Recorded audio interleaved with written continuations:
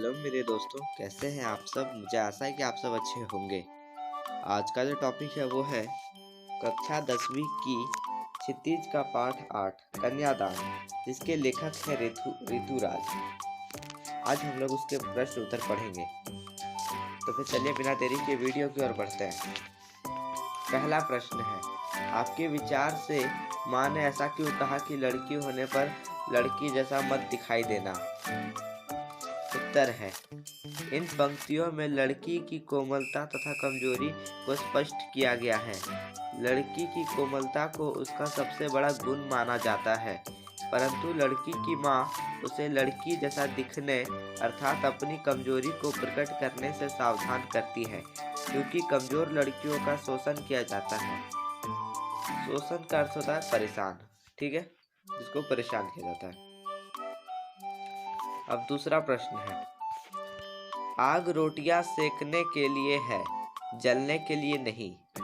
पहला प्रश्न है इस पंक्ति से, इन पंक्तियों में समाज में स्त्री की किस स्थिति की ओर संकेत किया गया है। उत्तर है, इन पंक्तियों में समाज द्वारा नारियों पर किए गए अत्याचारों की ओर संकेत किया गया है। वह ससुराल में घर गृहस्थी का काम संभालती है, सबके लिए रोटियां पकाती है, फिर भी उसे अत्याचार सहना पड़ता है। उसी अग्नि में उसे जला दिया जाता है। नारी का जीवन कष्टों से भरा होता है। यहाँ पर अग्नि समझने में अगर आप लोगों को कोई दिक्कत है तो फिर मुझे माफ करिए, ये जो शब्द है ये अग्नि है। अब दूसरा प्रश्न है इसी से, माँ ने बेटी को सचेत रहना क्यों जरूरी समझा। सचेत का अर्थ होता है सावधान। उत्तर है, बेटी अभी सयानी नहीं थी, उसका उम्र भी कम थी और वह समाज में व्याप्त बुराइयों से अनजान थी।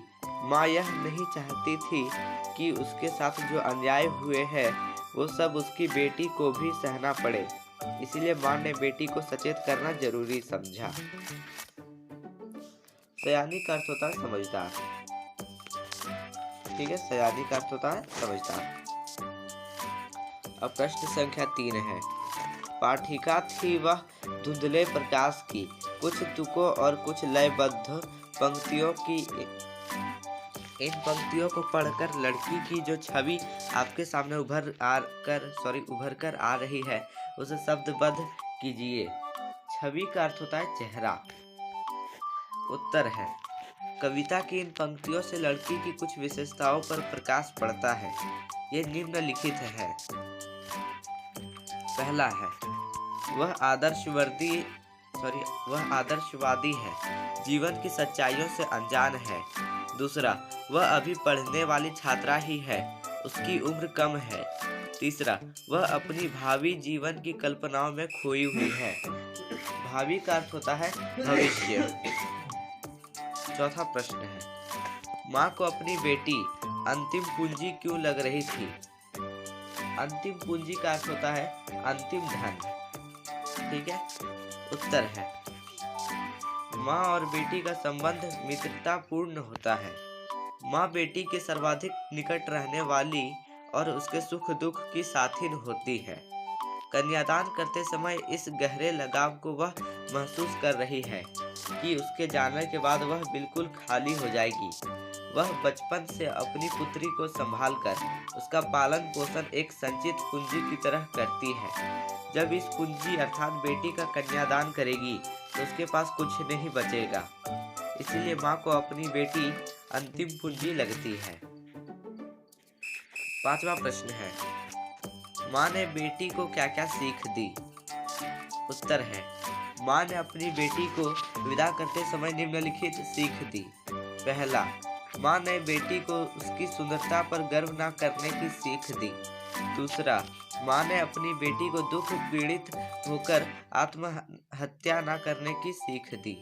तीसरा, माँ ने बेटी को धन संपत्ति के आकर्षण से दूर रहने की सलाह दी। आकर्षण का अर्थ होता है एक तरफ से कहिए जो कि खींचे चले जाते हैं या फिर जैसे हमें कोई पसंद आ जाता है। चौथा है, नारी सरलता, भोलेपन और सौंदर्य के कारण बंधनों में ना बंधे तो वह शक्तिशाली बन सकती है। अवरचना और अभिव्यक्ति से एक प्रश्न है, आपकी दृष्टि में कन्या के साथ दान की बात करना कहाँ तक उचित है?